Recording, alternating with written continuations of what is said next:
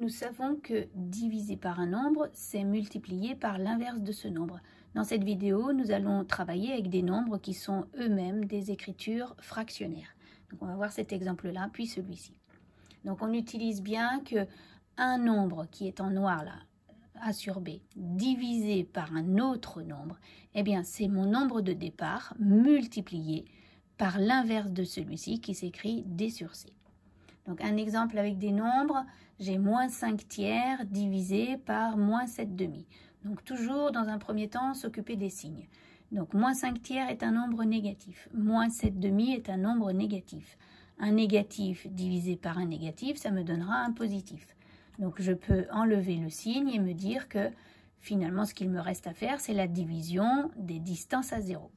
Maintenant, je sais que divisé par 7 demi, ça revient à multiplier par 2 septièmes, c'est-à-dire l'inverse de 7 demi. Mais attention, le premier nombre reste le même, c'est donc 5 tiers. Donc j'ai 5 tiers divisé par 7 demi qui est égal à 5 tiers multiplié par 2 septièmes. Maintenant, la multiplication de deux fractions, je sais faire sans calculatrice. Eh bien, c'est je multiplie les dénominateurs entre eux et je multiplie les numérateurs entre eux. Donc j'obtiens, je regarde bien si je peux simplifier des choses, je ne peux pas, et j'obtiens 10/21e.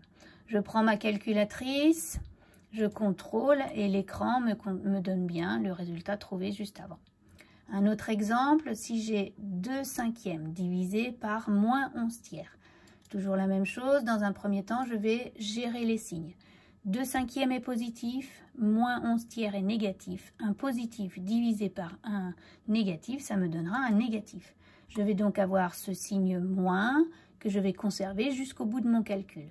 Il me reste à faire la division des distances à 0. Je divise par 11 tiers. Mais diviser par 11 tiers, ça revient à multiplier par 3/11e. Donc, ce que j'avais avant, c'est-à-dire le moins 2/5 qui reste ici, la division par 11 tiers, je vais la remplacer par la multiplication par son inverse, c'est-à-dire 3/11e. Maintenant, je fais la multiplication des deux fractions en multipliant les numérateurs et en multipliant les dénominateurs. 2 fois 3 et 5 fois 11. Je n'oublie pas que ce nombre est toujours négatif, donc j'ai le signe moins qui est toujours devant.